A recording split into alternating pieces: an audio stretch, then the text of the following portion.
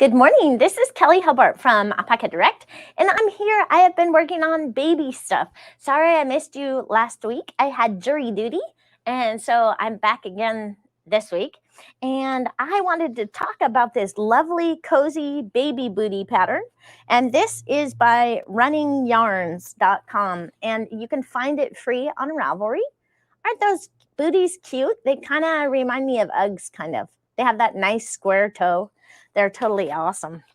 Anyway, here's the little pair that I made, and I'm still tweaking the little shoelaces, shall I call them, are just with 2 strands of yarn, and I'm gonna take that and add a 3rd strand to make it just a tiny bit thicker.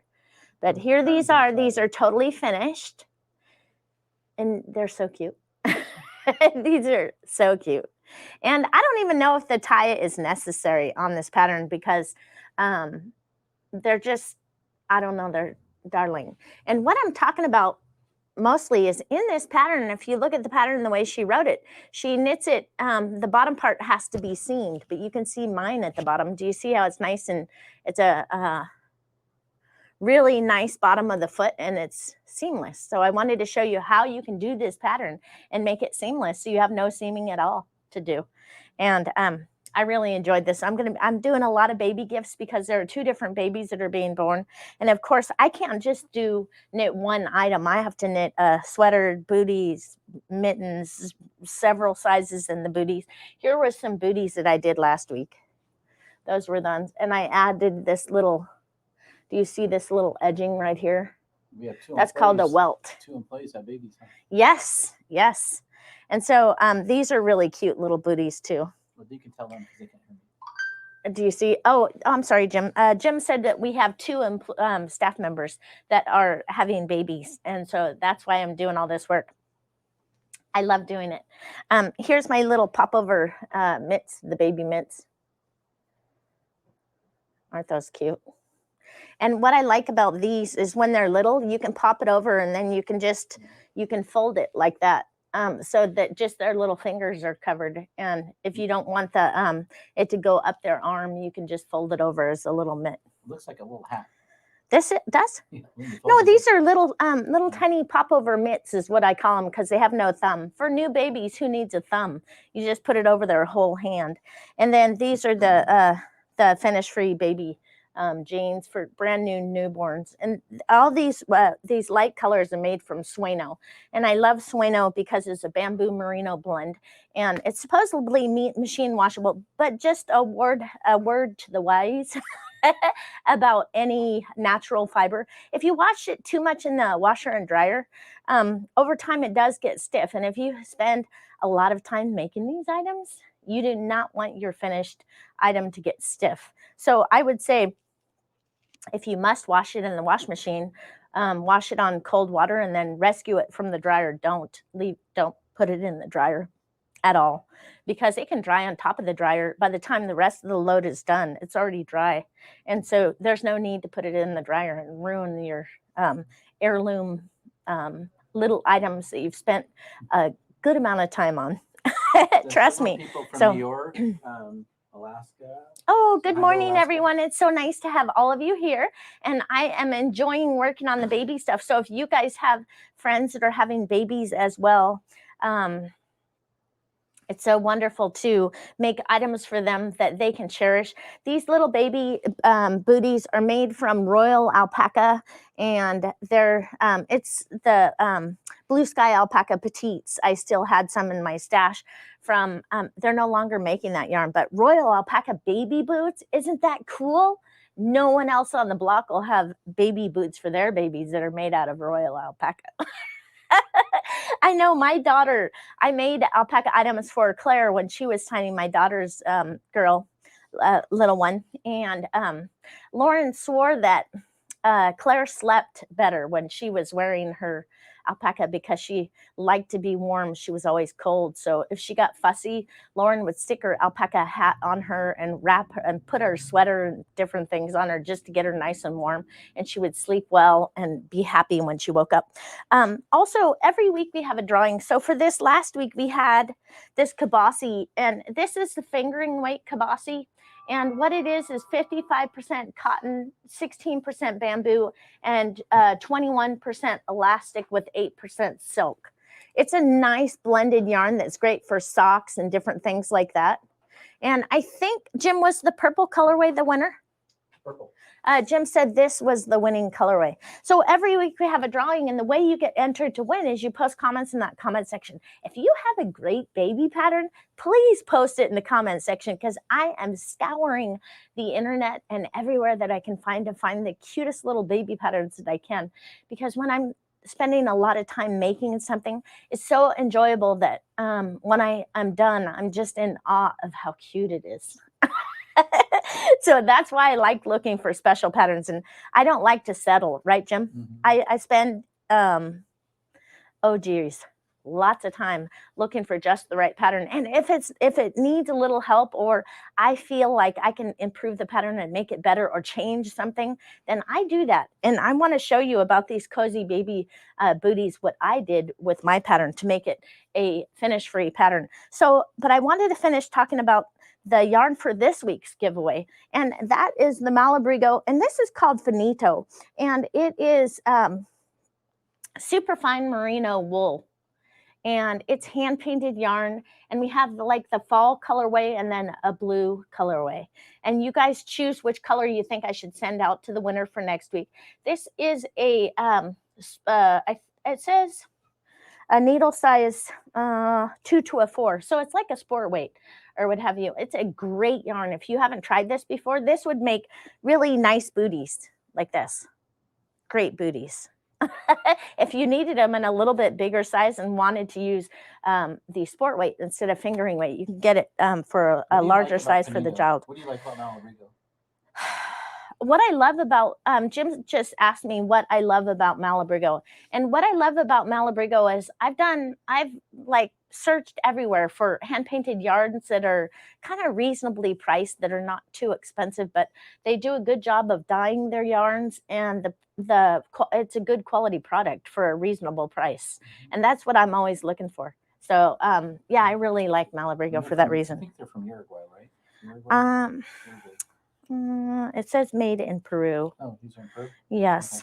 Okay. Mm-hmm. Some are Uruguay, some are Peru. Yeah. Well, the Finito is made in Peru. And I really like the Peruvian quality of the actual fiber itself. It seems like they have, there's a lot of good product out there. The Peruvians are good at working with alpaca, that's for sure. And wool, natural fibers, shall I say. Several people want to see those two booties. Maybe you can let them vote which one they like the better. This one or not. Oh, yeah. This was, I even forget which one, what pattern. I forget. You would have to look at the week before pattern. And mind you, I have changed the pattern. It's not as written. Okay, it's a little bit different, but it's similar. And if you look at the week before's video where it was talking about the baby booties, I added this little welt on it, and looks like I got a cat hair in here. You know, Max is always helping me. So you guys, if you hear a kitty cat or some jingle bells, that's Max and Sydney, our little mini Aussie, that are horsing around. They're like playing and tackling each other and causing all kinds of commotion while I'm trying to concentrate. You know what happened to me the other day? I was working, trying to do a video for the knit club, and Max went flying across the room and jumped straight on the table where I was working and knocked over my camera.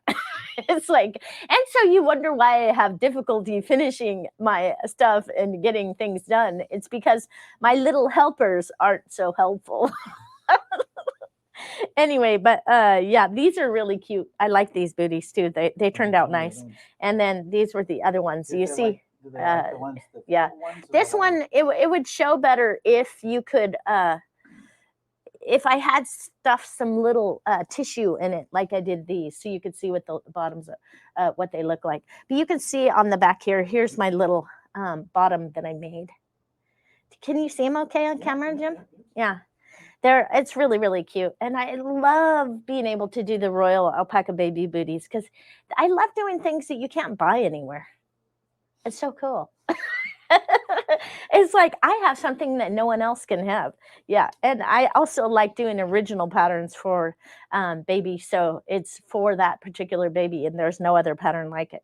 That's pretty cool. So, anyways, I wanted to just take a look at these cozy baby booties, and just number one, take a look and see how they're different, what changes I made on mine, and then and then how I cast on and how I do the increases. So, oh, sorry, I have to clear my space here.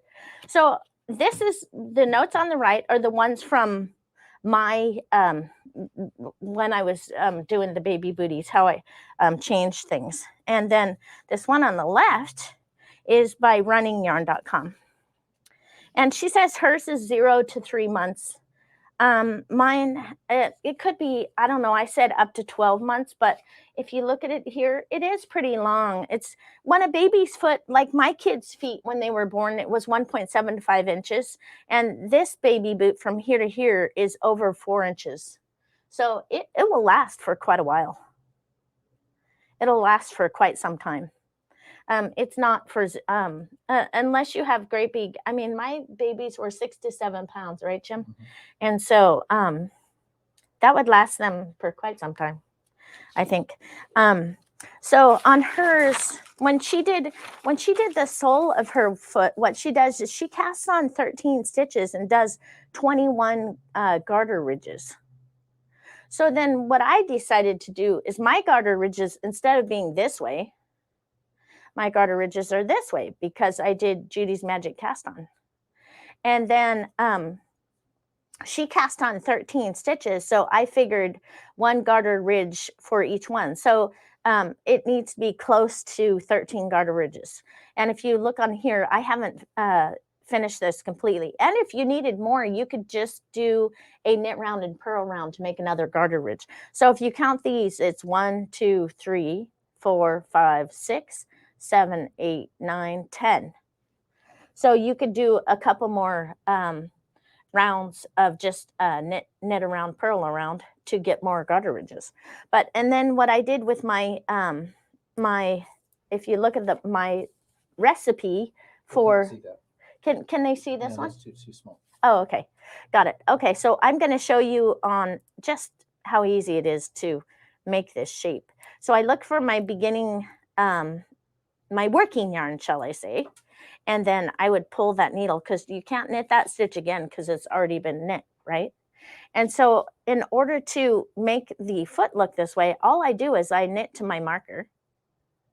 So I would knit right on over. And on hers, she's knitting every row. But because mine is knit in the round, I have to knit a row, which is my increase row. And then the rest row is a purl row. So basically, purl you're taking round. a pattern that has a lot of seams and you're making it seamless. Yeah. So all I have to do is I'll only have to weave in my cast on tail and then my bind off tail. And then everything else is good. And all I did for my increases is knit to the marker. And then I just knit back and front, knit front and back of that. And then I would slip the marker and knit front and back again. And then, so what mine was, I'll show you, is I just go all the way around and increasing on either side of my stitch markers. And that's how I get this nice foot shape at the bottom of my booty and have it be totally seamless. And I'll show you how nice it looks. Let me just knit all the way over to this other end doing my increases. And I will show you how cool it is. Whoop, and don't split yarn. Someone just asked if this was a replay, so you can tell them it's not a replay. No, it's not a replay. Last week I had to do a replay because I had jury duty, and so I must do my civic duty and go do my jury duty, and of course it was for a trial, and I did not end up getting picked for that, but I had to stay there until they dismissed everyone. And so that was good. I have my jury duty service over for 2 years. Although it seems like on the dot, last time I got picked after 1 year, and then I told them, hey, why am I getting picked so often? And then I didn't have to do it. I think they accidentally chose me too soon. So what are you doing here? So I'm just showing them how I'm doing my increases on either side of the marker. And you can do this so that what you can do is you can do this exact thing on your pattern and then follow her pattern when you have increased to close to the same amount of stitches. And then you have I'll show you. 1 second. I have to get halfway around so my needles are in a good spot. Otherwise, the needles the stitches start falling off the needle, and it causes chaos. Some people join us late, so maybe you can explain what you're showing. So what I'm showing you right now is how to make finish-free baby booties out of a pattern that tells you to cast on and then pick up stitches all the way around. So on hers, I'm just going to read it to them, Jim. Okay, so I'm looking for where she's talking about. It says pick up 21 stitches from the left sole, pick up 13 stitches from an end, and pick up 21 stitches from the right edge. And what it is they're doing the back of the boot. They're doing it in 13 stitches, net, till they make a big rectangle, and then they pick up stitches all the way around. Well, you know that when you pick up stitches all the way around and you look on the inside of your booty, you're going to have a ridge. And for babies, it's not that big of a deal, but would you rather have a ridge all the way around the sole of your boot, or would you rather have it look like this? What do you think, Jim? I like that. You know what the ridges look like because you've seen it on my projects before, right? Mm-hmm. What about that? Isn't that cool? and you look on here, see this cast on? You can't really tell where I cast on. And it just looks so clean, and it's nice and square like Uggs would be. Rectangular. So what I'm saying is these edges from here to here are kind of square instead of being round like this little baby booty. See how this is more like a sock? See how it's kind of pointed and round like a toe? Mm-hmm. Well, this is just, a design element, and you see how it's kind of square. But what I'm showing you is if you cast on using the Judy's Magic Cast On for 2 at a time in the round, you can make your booties look like this on the bottom. And your pickup will look like you have no pickup. Not only is it faster to knit altogether, especially if you learn how to if you're comfortable with the magic loop method, it's easy. Literally, this is super fast to knit, don't you think, Jim? Because I think in one day I did these booties, this and this, and I didn't bring the hat, but I did a hat. That's what I did in one day. All because of one reason. You want me to tell you why? Right. Because I made them finish free. Oh, cool. It's faster. Okay? So that's why I am so excited about teaching the skill.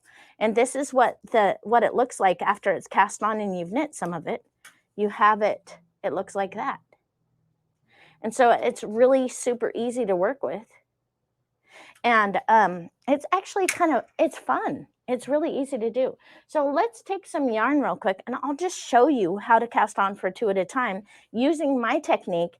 And see, there is one little trick. Do you see on here that there is no knit stitches?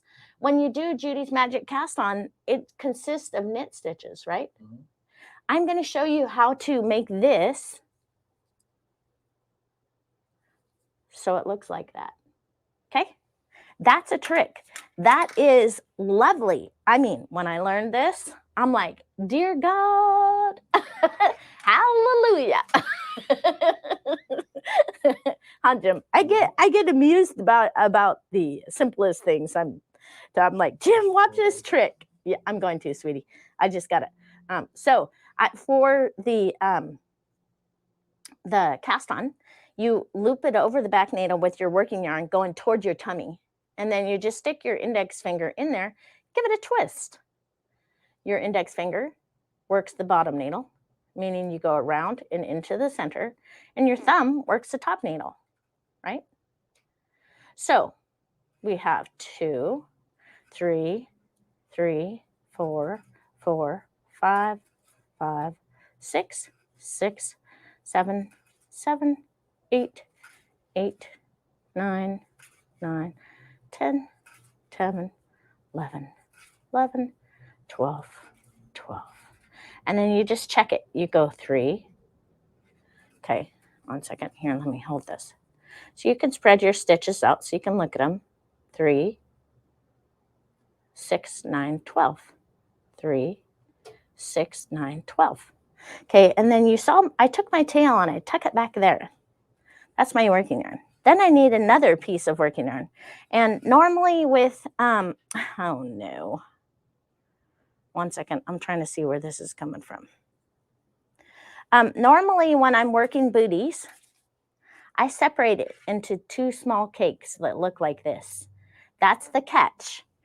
You have to separate it in cakes like that, because if you're just using one cake like this, then your strands can get twisted around each other and be a pain in your backside, right, Jim? Mm-hmm. And then it causes all these tangles, and you want to pull your hair out one strand at a time. So now I'm showing you how to cast on for the second booty, right? So the working yarn goes up and over that back needle. Give it a twist, and again, cast on your 12 stitches, okay?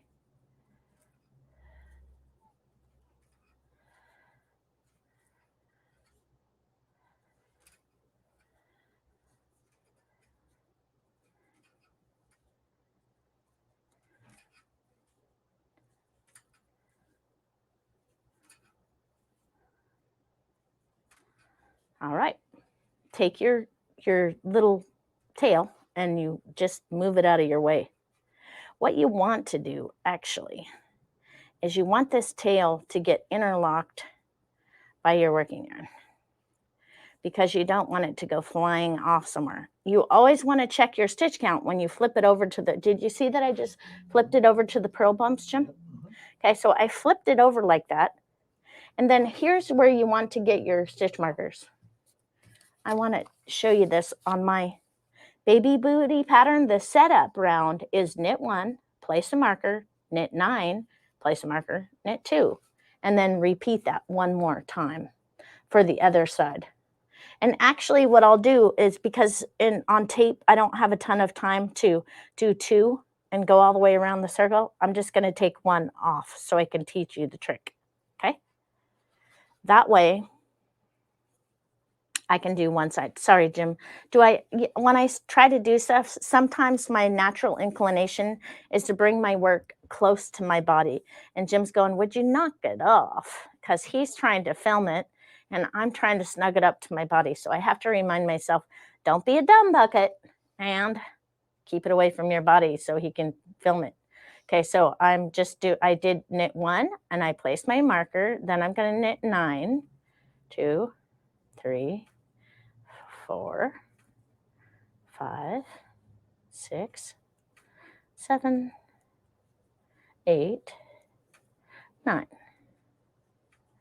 So on either end is going to be 3 stitches. So on one side you have to put 1 stitch, and on the other side you have to put 2 stitches to make it so that it works out.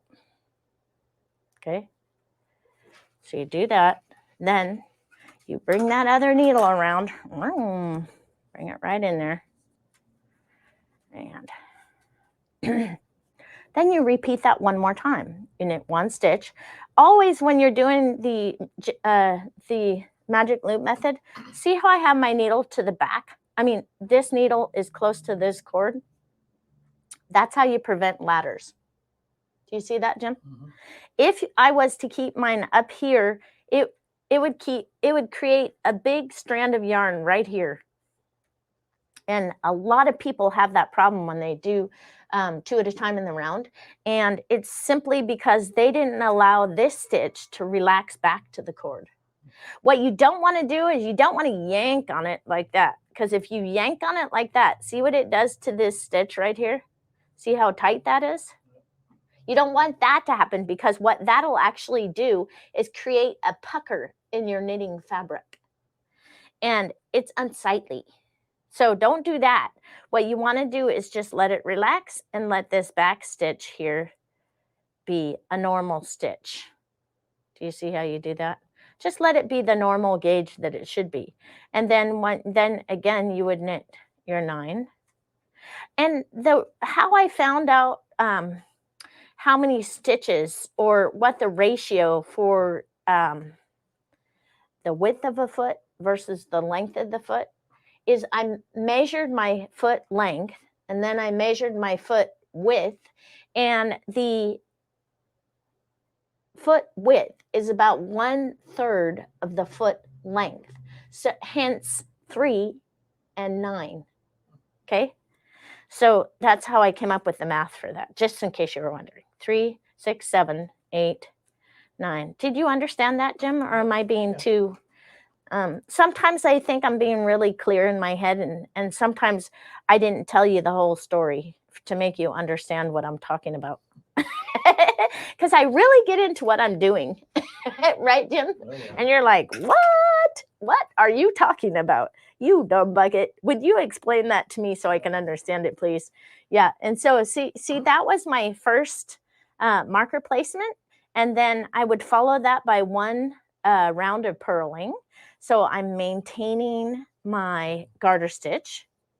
And then I would go ahead, and that's how you do it.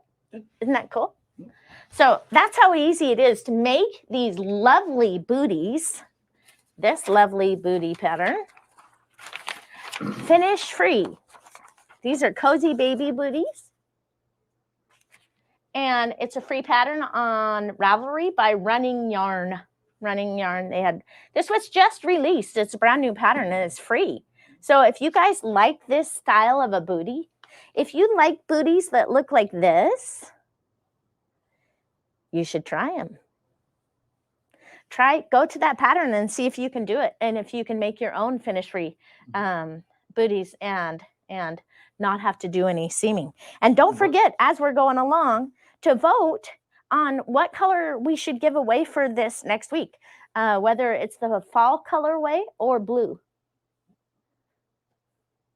You guys decide, and then we can send it out. Now let's look and see who the winner is for this week for the project, or for the Kabasi. And it is, one second, Jim. Oh, got it. Jim, thank you, sweetheart. It's Marie Ferner. Marie, yay, congratulations. You won some of this Kabasi by Haiku blended yarn, and it's great for socks or baby items. Maybe you could even make the baby booties out of it, because the baby booties call for a fingering weight yarn. And you can make a lot of baby booties out of these. Marie Ferner.